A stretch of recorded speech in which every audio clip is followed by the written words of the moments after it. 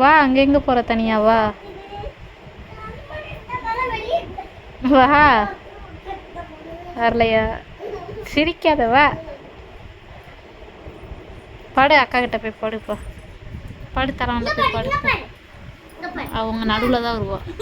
தியா எங்க காலில் படுக்கா.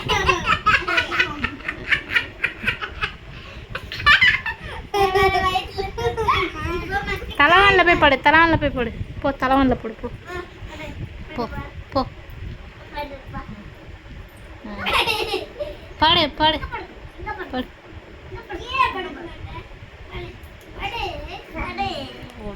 ஓடிடுவோம். இதே வேலை தான் இவளுக்கு.